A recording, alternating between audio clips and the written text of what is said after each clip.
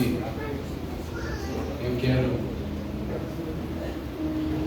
poder aqui ministrar com você. Abra sua Bíblia comigo no livro de 2 Samuel, capítulo de número 6, versículo 11. 2 Samuel, capítulo 6, verso de número 11.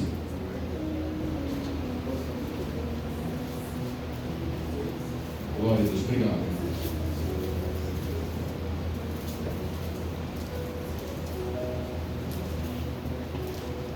Você que está com a sua Bíblia, acompanhe conosco. Eu vou aqui ler o texto. Só vou ler apenas esse versículo. Antes de eu ler esse versículo, eu gostaria que você se atentasse muito no que eu vou pregar aqui, porque nós vamos falar de algumas datas, que isso é importante para a gente entender. Nós vamos falar aqui de alguns anos, algumas coisas que fazem toda a diferença para o nosso entendimento daquilo que o Senhor vai ministrar aos nossos corações. Amém? Então, assim que nós formos a palavra, o Senhor preste muita atenção. Fica atento a tudo que vamos falar para que você entenda aquilo que o Senhor quer ministrar na sua vida. Assim como já ministrou no meu coração, na minha vida, eu tenho certeza que vai ministrar na sua vida também. Amém? 2 Samuel, capítulo, verso de número 11, diz assim: a arca do Senhor ficou na casa dele por 3 meses, e o Senhor abençoou e toda a sua família. Acho que tem um verso ali um pouco mais completo ali que está aqui na tela, vou ler como está ali. E ficou a arca do Senhor na casa de Obed-edom, o giteu. Ficou lá 3 meses. E abençoou o Senhor a Obed-edom e a toda a sua casa. Glória a Deus, louvado seja Deus. Simples. Parece um versículo tranquilo, mas o quanto coisa que nós aprendemos aqui com a lição desse versículo aqui é algo extraordinário, que eu quero que você se atente. Ali está falando nesse texto aqui que a arca que representava a presença do Senhor, essa arca que fora construída por instrução de Deus lá no livro de Gênesis, logo que o povo saiu das mãos do jugo de Faraó, logo que eles estavam ali vivendo ali servidão, eles caminhariam até a terra prometida. E por que o Senhor então, nesse início da partida do Êxodo, fala ao seu povo para construir um tabernáculo, para que o povo pudesse ter um encontro com Deus, para que o povo não se afastasse do seu Senhor, porque o povo havia se afastado de Deus, o povo só orava, mas agora nós temos a oportunidade de estarmos perto de Deus. Nós temos aqui a condição, junto ao tabernáculo, falando lá no Êxodo, que nós poderíamos ter um lugar de encontro com Deus, onde nós poderíamos apresentar os nossos pecados, oferecer as nossas ofertas, e onde Deus se manifestaria. E ali então, a Moisés, Deus deu a ordem para construir o tabernáculo. E dentro do tabernáculo, você lembra das divisões, eram 3 partes do tabernáculo. Na parte inacessável, a comunidade, apenas o sumo sacerdote poderia adentrar ali naquele lugar, que era um lugar santíssimo. Ele tinha um encontro com Deus, uma vez por ano, o sumo sacerdote. E dentro daquele lugar estava essa arca da aliança, a arca do Senhor. A arca do Senhor que por todo o Antigo Testamento acompanhou e esteve com tantas histórias, com tantos episódios, com tantas situações. Nós olhamos e vemos o que acontecia onde a arca estava, onde ela estava e os momentos que ela estava, tantas coisas que aconteceram ali. E aqui na casa de Obed-edom, pode deixar o versículo aí, Lucas. Na casa de Obed-edom, ela parou lá por certa ocasião, nós vamos chegar nessa certa ocasião, mas ela ficou ali 3 meses. A arca que representava a presença do Senhor, e ele, Obed-edom, e toda a sua família foram abençoados. Pastor, o que tinha na arca? O que ela era feita? A arca era, não sei nem se eu posso falar isso, era parecida com um baú, para a gente entender, algo quadrado, parecendo um baú com uma tampa em cima, tinha os querubins em cima, e tinha algumas argolas na arca. Ela era feita de madeira, revestida de ouro por dentro e por fora. A tampa da arca, que chamava propiciatório, era feita de ouro puro. Então aqui nós vemos que o Senhor instruía Moisés para criar a arca dessa maneira. E ali dentro da arca tinha 3 elementos ali. Tinha o maná, que por 40 anos foi a provisão do Senhor no deserto. Ou seja, sem o maná, eles não teriam como sobreviver no deserto. Não viveriam no deserto 10 dias, 20 dias. Eles não conseguiriam se manter. não teria a provisão, mas Deus ali dentro da arca já colocara: eu sou provisão na sua vida de vocês, na caminhada de vocês eu sou provisão. Dentro da arca também tinha a vara de Arão, a vara que representava o poder de Deus, que floresceu. Com ela, Arão usou em algumas situações, mas ela foi colocada na arca para representar que onde a arca estava, o poder de Deus também estava. Tinha uma outra coisa dentro da arca da aliança, tão somente, nada menos importante do que as outras duas também, que eram as tábuas da aliança, aquelas que Moisés recebera, os 10 mandamentos estavam ali. Então nós temos a palavra de Deus, e a palavra de Deus é suficiente para nós em todos os dias da nossa vida. O próprio diabo falou para Jesus: ei, por que você não transforma essa, pede para o papai lá do céu transformar essa pedra em pão? Ele tem poder para você. Ele falou assim: ó, nem só de pão viverá o homem, mas de toda a palavra que vem do Senhor. Para aqueles que estão frustrados, desanimados, mortos espiritualmente, a palavra do Senhor é o que nos traz vida novamente. A palavra de Deus é o que faz a gente entender de Deus, caminhar até Deus e não ficar equivocados com os nossos sentimentos, emoções, acharmos que imaginamos. Não imaginamos nada. Nós temos a instrução do Senhor. Deus já nos instruiu a provisão, o poder, e nós temos também aqui o poder de Deus, a provisão e os mandamentos do Senhor ali na arca. Então, quando o povo parte no deserto, a tenda era móvel, o tabernáculo era móvel, e eles partiam e eles levavam o tabernáculo, e juntamente com o tabernáculo ia a arca da aliança, que estava naquele lugar menos acessado de todos. E a arca, ela ocupava o lugar central da comunidade, dos povos. Você lembra? Eram quantas tribos? 12 tribos. Se nós dividirmos 12 tribos por 4 tribos, são 3. Tá bom de matemática. Eu falei que da última vez eu errei, fui comentar isso aí. Eu estou com calma aqui para não errar na matemática. 4 dividido por 12 dividido por 4 são 3. Então, nós temos aqui, o tabernáculo ficava no centro e havia 12 tribos, sendo que 3 tribos ficavam à frente, 3 tribos atrás, 3 tribos de cada lado. As 12 tribos acampadas, o tabernáculo no centro, e no centro do tabernáculo estava a arca. O que eu quero dizer para você? Que essa noite, você que saiu da sua casa, eu que saí da minha casa, ou quem saiu de lugar que foi, não sei o bairro que você mora, a casa que você mora, a rua que você mora, se sua casa é pequena, grande, sobrada, não importa o que é. O que importa essa noite é que nós temos uma coisa, e a única coisa que nós temos que entender que é comum: o Senhor é o centro das nossas Glória vidas. a Deus. Nós nos acampamos ao redor do Senhor e aguardamos na provisão dEle, na palavra dEle, no poder dEle. Tudo isso, e é apenas isso. Nós não temos outro destino, não temos outro objetivo, não temos outra coisa a buscar a não ser a própria presença do Senhor. Ela precisa ocupar o lugar central das nossas vidas. Quando eu falo lugar central, não é apenas a localização, mas é no campo espiritual da nossa busca. Essa arca, essa presença do Senhor, representada aqui nisso que o Senhor mandou Moisés fazer, hoje ela fala para nós que é a presença do Senhor. Então, diante da sua família, do seu trabalho, dos seus sonhos, objetivos, filhos, tudo que você tem à sua volta, a presença do Senhor precisa ser o centro de todas as coisas. Pastor, mas e quando colocamos outras coisas como centro? Não adianta, irmão. Nós vamos entender aqui. Por isso que eu preciso que você preste muita atenção. Ela precisa ser o centro. Nós não podemos colocar filho à frente da presença do Senhor. O filho não está nesse lugar. A esposa não está nesse lugar. O pai e a mãe não ocupam esse lugar. Mas o Senhor ocupa o lugar central das nossas vidas. E é esse lugar, tão somente esse lugar, que Ele quer ocupar.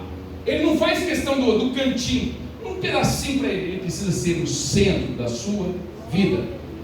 Desde quando Deus fala a Moisés, eu falo, essa arca precisa ser o centro. É ela, tão somente ela, a presença do Senhor nas nossas vidas. Pois bem, os anos vão se passando, chegaram à terra prometida, vão caminhando, e os anos e anos e anos vão passando, até que nós chegamos aqui, nos dias de Samuel, o profeta. Samuel, quem conhece a história do Samuel, o profeta, sabe que nos dias de Samuel, o Senhor havia levantado Samuel, porque o sumo sacerdote da ocasião, e o nome dele era um homem chamado Eli. Eli sendo o sumo sacerdote. Essa palavra está no livro de 1 Samuel, no capítulo de número 4. Eli, lá no 1 Samuel capítulo 4, um livro para trás desse que nós acabamos de ler, no capítulo de número 4, não precisa nem colocar isso, eu vou falar o versículo para todos prestarem atenção aqui, para entender. No capítulo 4, você conhece um povo inimigo do povo de Israel, que se chama Filisteus. Os filisteus eram, problema. Paz, volta eles. Parece que a gente não fica livre nunca dos problemas. Concorda comigo ou não? A gente nunca consegue ficar livre 100% disso. Por mais que pareça que eles estão longe, de repente eles estão perto. Os filisteus agora se levantam contra Israel. E o sumo sacerdote é Eli. E o Eli está ficando velho. Ele ficou velho. E os filhos do Eli também, que tinham direito do exercício da função do tabernáculo, para cuidar da arca, para cuidar de todo o tabernáculo, diz no livro de 1 Samuel, no capítulo de número 2, que os filhos de Eli, não precisa me acompanhar, os filhos de Eli, no verso de número 12, 1 Samuel 2,12, fala que os filhos de Eli não se importaram com o Senhor. Preste atenção nisso. Está indo tudo bem, não me importo com o Senhor, não precisamos dele. Pelo contrário, não se importando com o Senhor, eles descumpriram e desfizeram toda a obrigação de deveres que eles tinham para cumprir diante do Senhor. Eles se tornaram corrompíveis, corruptos. O povo ia levar o sacrifício a Deus. Os filhos de Eli, sabe o que eles faziam? Quando a carne estava sendo assada, os caras vinham com um garfão e pegavam assim, da oferta do Senhor e levavam para casa, para comer para eles. Em alguns casos, eles iam trazendo a oferta ainda crua. Eles falavam, me dá essa oferta para mim levar embora. Eles falavam, não dou. E eles tomavam uma força daqueles que iam ofertar, não aos filhos de Eli, não a Eli, não a eles próprios, mas ao Senhor. Então veja que eles não estão precisando de Deus nesse momento. Estão vivendo as suas vidas, está indo do jeito que eles querem, estão se corrompendo. Porém, irmão, tudo que acontece na terra tem uma reação lá no céu. Vou falar novamente, tudo que a gente faz na terra tem uma reação lá no céu. Não acha que é o acaso, está tudo tranquilo, não. As reações que nós temos aqui na terra é o que vão acontecer de diferença lá no céu, para a bênção, para a maldição na nossa vida. E eles buscaram isso, provocaram isso na vida deles, a ponto de que Deus abençoaram o ventre de Ana. E agora a Ana, que não podia ter filhos, concedeu um menino chamado Samuel. E Ana deu Samuel lá para o sacerdote. E Samuel começou a morar lá com o sacerdote. Samuel era criança, Deus falava com ele e não falava com os sacerdotes. Ou seja, quando não estamos cooperando com as leis, com a presença, com o que Deus tem para nós, o Senhor cessa o céu a nosso favor. Glória a Deus. Eu não posso falar o contrário. Pastor, é dessa maneira? Está na Bíblia. Não uma vez, não duas, não três. Isso está na Bíblia. Mas, quando tem alguém querendo Deus, sedento de Deus, Deus não se importa em falar com uma criança, com uma mulher, com um jumento, porque quando Deus quer se manifestar, Ele se manifesta. O ponto em questão é que Deus agora desaprovaram o que estava acontecendo. Estava surgindo Samuel, uma nova geração. Samuel, então, se levanta. E no capítulo 4 de 1 Samuel, Eli e seus filhos receberam a visita dos filisteus que eu acabei de falar. Os filisteus foram até Israel e afrontaram a Israel e foram para um duelo. Depois na sua casa você pode ler com calma. No primeiro duelo de Israel morreram 4.000 homens. Agora morreram 4.000 homens e eles voltaram porque acharam que iam ganhar. Acharam que estava tudo tranquilo. Mas o Senhor agora virara a face do povo. O Senhor agora não estava mais com o seu povo, porque o povo não estava mais com ele. O Senhor já estava olhando aos filhos de Eli, e o Senhor não aceita, porque o Senhor é rigoroso com os seus preceitos. Eu não posso falar de outra maneira, irmão. Deus é rigoroso nos seus preceitos.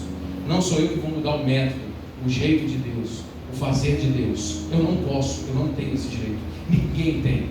Deus já estabeleceu e nós temos que ser obedientes ao que Ele faz. Então agora morre 4, sabe o que os filhos de Eli fizeram? O tal do Ofni e do Finéias?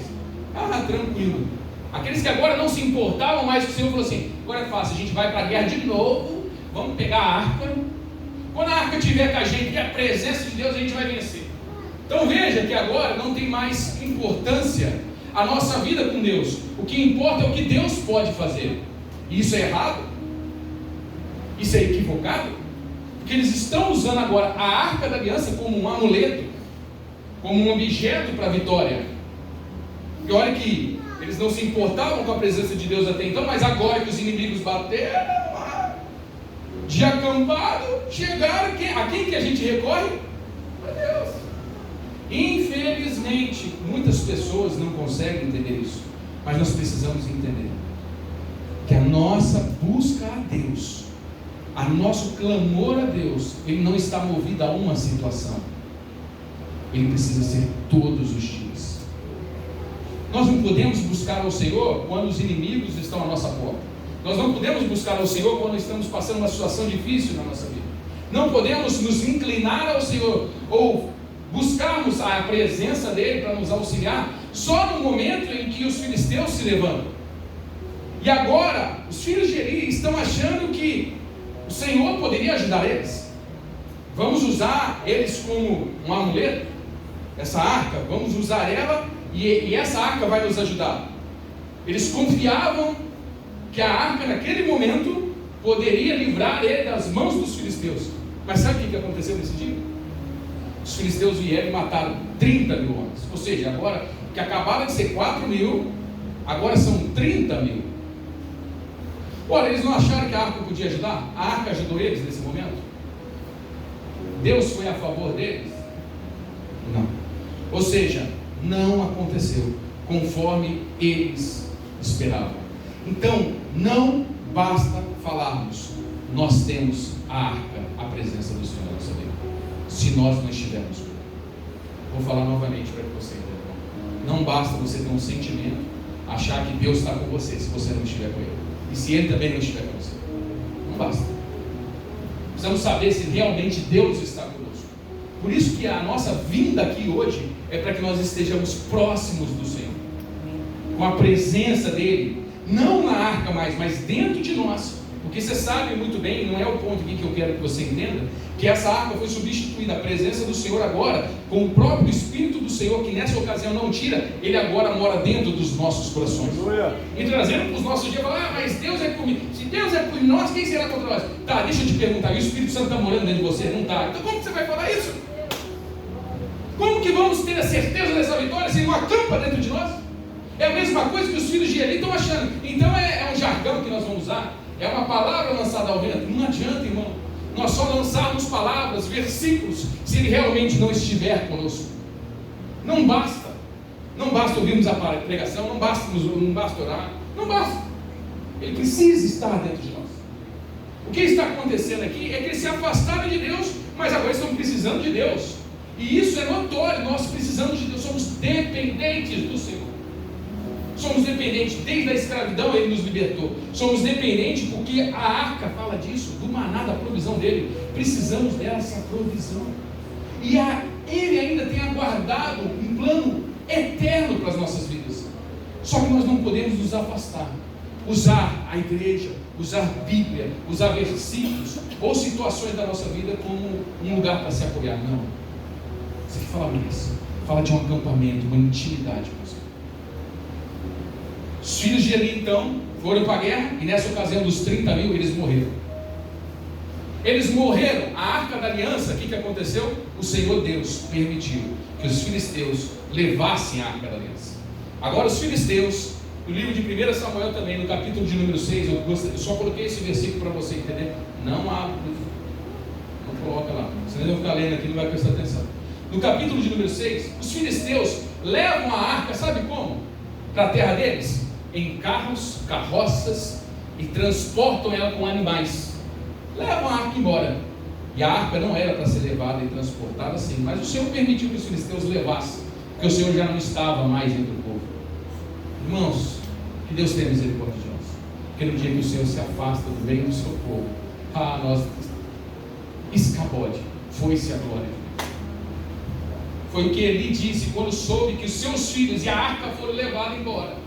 Quando Eli soube que os filisteus levaram a arca embora, ele planou, no momento da sua morte, os pais dele, antes da morte, ele falou: escabode, foi-se a glória de Deus. Que a glória de Deus não se vá das nossas vidas. Nós não imaginamos o que é isso. Nós não podemos imaginar o que é ter Deus longe de nós, afastado de nós, não olhando para nós. O Eli, nesse momento, ele sentiu que Deus se afastava do seu povo. Por isso que uma das orações mais lindas, da qual eu me apoio nas Escrituras, que é Salmo 51, quando Davi erra e peca, ele fala: Senhor, Pai, eu te dou tudo, só não afaste de mim o seu Espírito, porque se Deus retirar o Espírito dele de mim, ele sabe as consequências, porque o espírito de tormento visitava Saul. Então que Deus esteja presente nas nossas vidas. A arca foi levada embora, os filisteus estão fazendo festa, opa, vencemos, matamos 4.000, matamos 30.000, esse povo que era forte, agora derrotamos eles. Levaram a arca para uma cidade chamada Asdod, colocaram a arca no templo do Deus deles, era o Dagon. Dagon era uma imagem, uma estátua, e essa estátua, naquele templo de Dagon, colocaram a arca da aliança lá no templo de Dagon. Diz a palavra de Deus que eles estão ainda celebrando a vitória, comemorando as suas casas, a vitória, quando de repente houve um barulho, tum! Mas que barulho que é esse? De onde veio? Não sei, parece que veio lá do templo. Quando abriram a porta do templo, olharam, a arca estava aqui, e a imagem de Dagon se dobrou diante da arca, caiu diante da arca. Glória a Deus! Aí eles falaram assim: opa, que vento será que foi esse que derrubou? Quem será que entrou aqui e empurrou? Mal sabia eles que é a presença de Deus, da qual todo homem tem que se curvar. Todos, sem exceção. Crianças, velhos, homens, adultos, índios, negros, brancos, pardos, mestiços, todos têm que se dobrar. E se dobrarão diante da presença. O que eles fizeram? Deve ter sido uma coincidência. Vamos levantar Dagon. E colocaram Dagon de pé. E ainda pela manhã ouviram novamente o barulho, tum! E quando abrem e a porta do templo, agora Dagon caíra no chão, e a cabeça e os membros dele haviam se despedaçado por todo, eliminado o templo, e a arca estava prostrado diante da arca do Senhor. O que eu quero dizer aqui e reforçar para que nós entendamos é que se Dagon se curva, se Dagon é coagido a se prostrar diante do Senhor, por que nós não, voluntariamente, por um Deus que tem a provisão, o poder e a instrução para a nossa vida? O que custa para nós, irmãos, buscarmos a esse Deus de uma maneira tão sublime, tão agradável, a nos curvarmos diante desse Deus na segunda-feira, na terça-feira, na quarta-feira, no meu momento com Deus, na minha oração com Deus, e falar: Senhor, obrigado, e me curvo e me prostro diante do Senhor. Dagon viu, e aí então, continuando a história, porque nós ainda vamos correr aqui, continuando a história, a arca ali no terreno dos filisteus causou um grande mal para os filisteus, a ponto de eles começarem a ficar com tumores, eles começaram a ficar doentes, pestes, pragas. Ele falou assim: gente, depois que essa arca, eu não sei não, chegou no tempo que aconteceu aqueles dois fatos estranhos, que Dagon, que isso, gente, manda essa arca embora. Você não vê, estou com uma coceira aqui, o outro estou com um tumor aqui, gente, nós estamos todo mundo doente, o posto de saúde está lotado, virou uma epidemia lá na cidade. Falou: manda essa sair para lá. Mas vamos mandar para onde? Manda, não fica aqui não. Sai de Asdod e vai mandar ele para outra cidade. Tiraram de Asdod e levaram lá para a cidade de Gate. Chegou em Gate e começou a acontecer a mesma coisa. Começaram a ficar doentes, começaram a ficar enfermos, porque Deus saíra do meio do povo dele. Olha que coisa impressionante, irmão. Presta atenção no que eu estou dizendo. Deus saíra do meio do povo dele. Agora a arca, a presença de Deus, Deus estava se manifestando na terra dos inimigos dele, em Gate. O povo tudo doente, o povo tudo morrendo. E aí eles tiram de Gate e levam a arca da aliança. Em 1 Samuel capítulo de número 7, eles deixam na casa de um homem chamado Abinadab. E lá eles levam a arca até lá. E os filisteus nada, irmãos, bobos, eles levaram a arca, deram presentes para que Deus tirasse logo as pragas das vidas deles, que agora eles entenderam que Deus tinha poder acima de Dagon. Deus tem poder acima de todas as coisas. E a arca agora não estava mais em Israel, não estava mais em Asdod, não estava mais no templo de Dagon, não estava em Gate.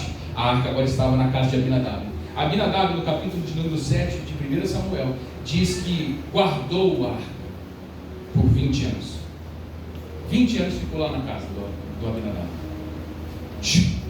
Não temos notícias mais da arca. A arca não teve mais episódios a partir desse momento então. E aí então, desse momento que ela está na casa de Abinadab, o profeta Samuel, que foi aquele que Deus havia falado com ele, levantado agora, já está ficando velho. E o povo pediu para Samuel: dá-nos um rei. E ali entra então a história de Saul. Saul é levantado rei da terra de Israel. Samuel fica triste, porque agora o povo não quer mais que Deus governe eles, mas querem um rei. Mas já que eles pediram, Deus entregou eles um rei chamado Saul. Saul reinou por 40 anos. A arca ficou 20 anos na casa de Abinadab. Saul reinou 40 anos. Vai somando aí. Fora mais algum tempo que deve ter passado aqui, você vai vendo. E Saul buscou vitória. Saul buscava fama. Saul colocava uma postura de um rei bravo, um rei valente, um rei que não temia os seus adversários. E foi um homem vitorioso. Diz que tinha cânticos de Saul, que Saul feria os seus inimigos. Mas Saul foi desaprovado também por Deus. E aí então, Deus fala para Samuel: vai até a casa de Jessé, que eu vou levantar um novo rei para Israel. E ele levanta um novo rei para Israel. O rei agora de Israel é um rei que você conhece. Ele se chama Davi. Davi é o rei de Israel. O tempo do reinado de Saul, que perseguiu Davi para matar ele, passou. Ou seja, Davi agora está no seu reino. Davi governa. Davi tem o seu exército. Olha o que os anos se passaram. Davi reinou. Davi enfrentou um camarada chamado Golias. Você sabe dessa história, não sabe? Ó, Golias não ameaça mais Davi. Saul não ameaça mais Davi. Os inimigos de Davi foram vencidos. Davi agora faz um churrasco para comemorar isso. Ele não tem mais ameaças no seu reino. Mas ele fala: ainda falta alguma coisa para nós. E poderiam ter perguntado para ele: Davi, o que falta para você? Enfrentar mais algum gigante? Não. Falta o que, Davi? Tem algum reino que nós não vencemos ainda? Não. O que falta em nós não é vitória. O que falta para nós não é conquista. O que falta para nós não é um patrimônio maior. O que falta para nós é a arca da aliança novamente. Porque sem a arca da aliança nós não somos nada. Porque se eu não tenho Deus, eu não venço Golias. Eu não escapo das investidas de Saul.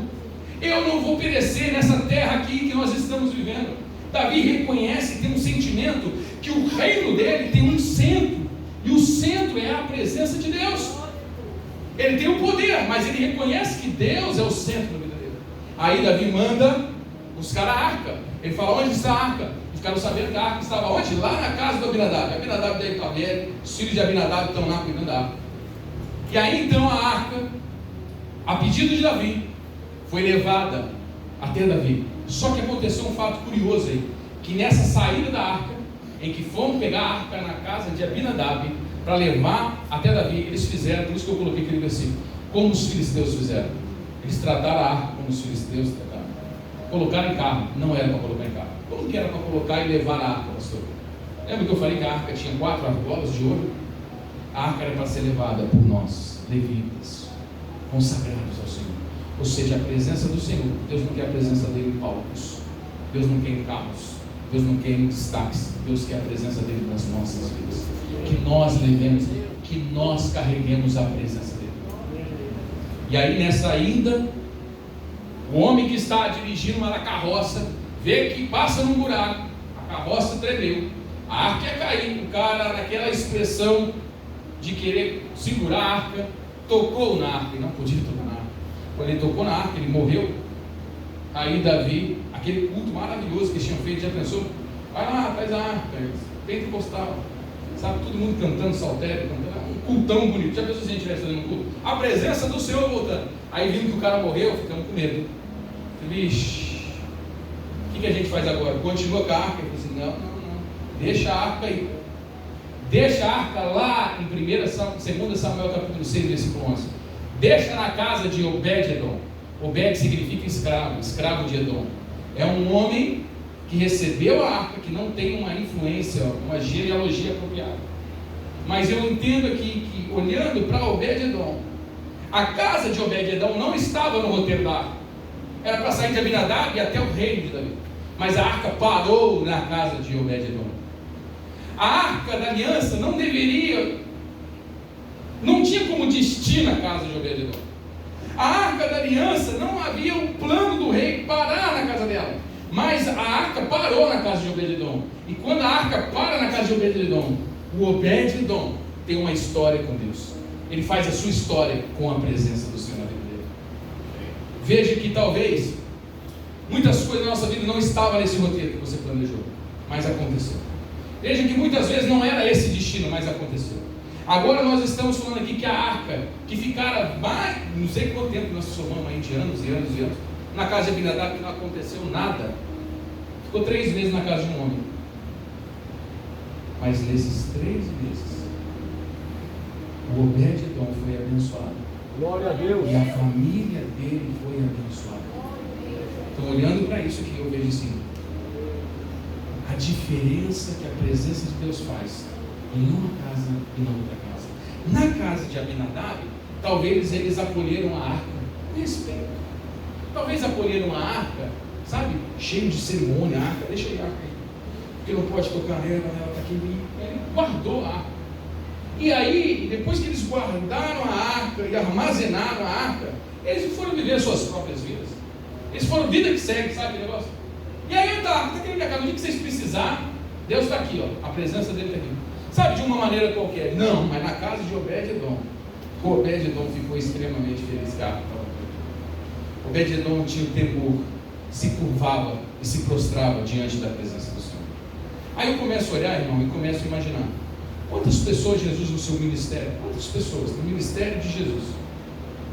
Quantas? Quantas pessoas não ouviram suas palavras? Milhares e milhares e milhares. Quantas pessoas tinha na multiplicação dos pães? Milhares. Quantas pessoas não viram cura ou receberam cura?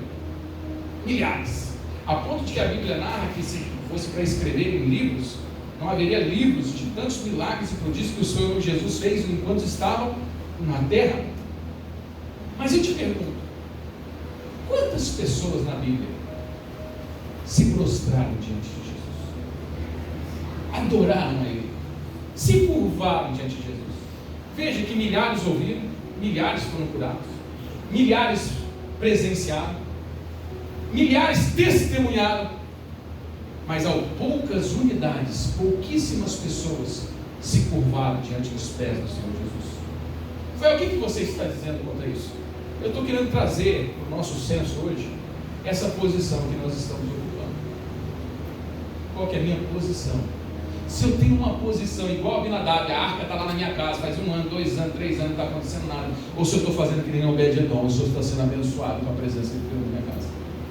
Talvez a presença e a manifestação do Senhor esteja adormecida na sua casa, mas hoje nós temos a oportunidade de reativar novamente o nosso compromisso com o Senhor, se prostrar diante dele, se curvar diante dele e fazer com que a presença do Senhor seja abençoadora em nossas vidas e na nossa casa também. A Maria Madalena se curvou diante do Senhor enquanto tinha uma mesa de homens querendo interpelar Jesus, homens querendo interrogar ele, ouvir as palavras dele. A mulher pecadora, irmão, prostituta. E a Bíblia também, nem para falar menos mal da mulher, fala, era prostituta. Vou falar de nós, hein, meu Deus do céu. É assim mesmo, é a raça que nós somos. Mas essa se curva diante dos pés do Senhor. Oh, mulher maravilhosa. A Maria, a irmã, né? As irmãs, a Marta e a Maria. Uma queria só servir ao Senhor, mas a outra escolheu a boa parte e se prostrar diante dele. Estou querendo falar que esse versículo aqui que diz que o Senhor estava na casa de Obed-Edom, e a casa de Obed-Edom e o Obed-Edom foram abençoados. Eu não sei como chamava o nome do rapaz que comeu parte da multiplicação dos pães, que era um dos 5.000 que estava lá, mas eu sei de um homem mencionado na Bíblia que se chama Zaqueu. Ele não estava na multiplicação dos pães, ele não estava no sermão da montanha, mas ele falou assim: quando o Senhor Jesus vai lá na minha casa, e quando Jesus foi na casa dele, ele falou: Senhor, eu me prostro agora, eu me curvo ao Senhor. Eu não posso perder a oportunidade de transformar a minha vida. Se eu fiz alguma coisa errada, se eu prejudiquei alguém, roubei alguém, eu quero restituir a vida dessa pessoa. Interessante, Jesus pediu para ele fazer isso, irmão. Jesus falou assim, ó: Zaqueu, vou na sua casa com uma condição. Você acha que Jesus chegou na casa dele e pregou um sermão para ele? Zaqueu, conheço sua vida, hein? Sei quando você roubou desse povo, que Jesus sabia tudo, né, irmão? Jesus, ó, sabia tudo que Zaqueu fez de errado na vida dele. Poderia apontar o dedo para o Zaqueu e falar: ei, Zaqueu, você roubou o Joãozinho da mercearia, Zaqueu. Cara, o Joãozinho é trabalhador demais, filho. Você meteu um imposto nele mesmo, guardou um pouco e agora você está ricão e o Joãozinho está lá, a custa pena, tentando pagar o convênio dele. É, Zaqueu, hein? Mas não precisou. Não precisou. E o Zaqueu entendeu que quando a presença de Deus está na casa dele, nós devemos deixar ela no centro e governar a nossa vida. O Zaqueu olhou e falou: Senhor, a partir de hoje eu não sou mais esse Zaqueu miserável, eu me entrego ao Senhor, dou minha riqueza, eu vou restituir todos os que eu roubei. E naquela casa, Zaqueu e a sua família foram salvos diante do Senhor. Porque Deus não era como na casa de Abinadab, ele foi como na casa de Obed-edom. Agora eu quero perguntar para vocês, meus irmãos, que nós estamos aqui e já vamos orar essa noite. Como tem sido o Senhor na sua vida? Como tem sido a sua relação com Deus? Como Abinadab? Ou como Obed-edom? Que se curva e que ama a presença do Senhor a ponto de testemunhar as maravilhas do Senhor na sua vida. Também eu poderia comparar aqui e falar assim: olha, como que você teria a mesma postura? A do Saul ou a do Davi? Porque o Saul amava as vitórias, Davi amava a presença de Deus. Por isso, quando nós lemos os Salmos e nos fortalecemos nos Salmos, nós entendemos que isso não era apenas palavra, era verdade na vida dele. Convido você a se colocar de pé. Pastor Tiago, a gente consegue cantar aquele cântico Terra Seca? Agora nós vamos orar. Lembra que eu falei do momento da oração? Falei, senão vamos guardar um momento de oração para o final. E agora nós vamos apresentar diante de Deus. Eu não sei, meu irmão, o que te traz aqui e o pedido que você vai apresentar diante do Senhor. E aqueles que estão esperando vão chegar à frente, nós vamos orar por eles. Uma coisa eu quero ter a certeza, que é o seguinte: na casa de Abinadab e na casa do Obed-edom, eles tinham uma coisa em comum: a arca esteve na casa dos dois. A arca esteve na casa dos dois. Pastor Zé Roberto, vem para cá por gentileza mesmo, para aqui uma pessoa. A arca esteve na casa dos dois. Numa ficou por muitos anos encostada, na outra apenas 3 meses. Mudou toda a história daquele homem. Eu não sei o que você vai passar ainda durante esse ano, não sei como está a sua relação com Deus, mas eu quero declarar nessa oração e nesse momento, antes de irmos embora, que o Senhor vai com você na sua casa e abençoar você e a sua família em nome de Jesus. Porque não é palavra minha, irmão, não vim aqui para encher seu ego, não vim aqui porque eu quero me apoiar nas escrituras do Senhor e quero dizer que Deus é a nossa linha direta. Recebi um folheto lá, um convite para mim numa igreja aqui embaixo. Não sou eu de falar de mal de igreja, mas o convite era: vai lá, pastor, que vai lá um homem que fala com os anjos. Falei, gente, eu vou lá ver um homem que fala com anjo. Ele é um profeta, ele tem o dom de falar com os anjos. Falei, gente, mas nós não podemos falar com Deus direto? Ele não é o centro da nossa vida. Para que eu vou querer um intermediário, irmão? Para que eu vou querer alguém falando com o Gabriel? Eu quero nem saber do Gabriel, do Miguel, do querubim, não sei o que. Eles estão também para adorar o Senhor, assim como nós estamos. Outra coisa é incomum na casa deles, mas é que, perceba você, irmão, que a arca não foi andando sozinha. Nós temos que buscar a presença dele.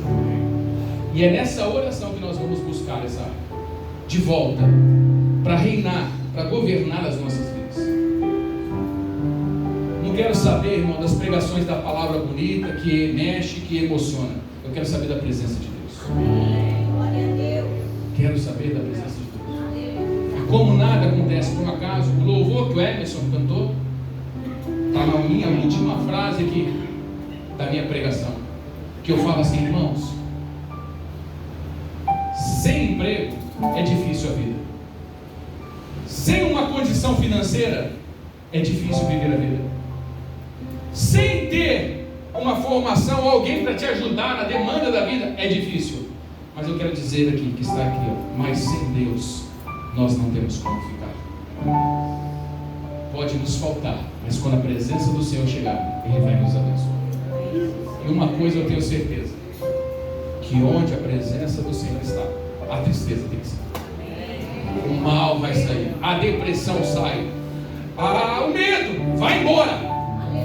Que onde Deus habita não tem lugar para Dagon ficar de pé, tem que se curvar diante dele. Você imagina se Dagon, irmão, que não se move, não tem articulação, se dobra diante dele, o que você acha que vai acontecer diante dessa tristeza que você está enfrentando, desse problema que está te atormentando, desse filisteu que se levantou? Vai se prostrar em nome de Jesus, porque onde o Senhor está é abençoado.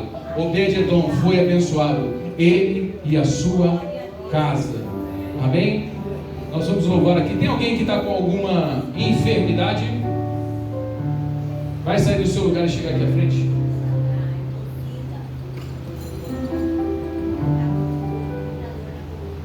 Irmã Cida, não vieram. Verdade. Saúde, então, anota aí também, Luiz. Amém. Vamos orar por ela. Irmão, alguém está com alguma enfermidade? Sai do seu lugar bem à frente. Nós vamos orar com óleo, ungir a sua vida com óleo. Nós vamos declarar sobre a sua vida que a presença do Senhor vai entrar no seu ser, na sua vida, e nós vamos repreender todo o mal em nome de Jesus. Amém? Glória a Deus. E os que ficarem aqui, nós vamos levantar um clamor. Eu fiz questão de deixar a oração para o final, que é para a gente falar assim: olha, eu quero ser que nem Obed-edom, quero ter minha casa abençoada, eu quero ver a minha vida ser mudada. Era uma antes desse dia, vai ser outra agora, porque às vezes ela estava de lado, mas agora ela vai reinar na minha vida. E nós vamos orar nesse momento e vamos declarar diante do Senhor. Pastor Márcio, vem aqui também à frente. Vamos orar aqui. Calma aí, pastor Thiago, deixa eu só organizar aqui. Tem bastante pessoas para a gente orar. Podemos orar lá embaixo? Ora aqui, pastor. Vamos orar lá embaixo, lá.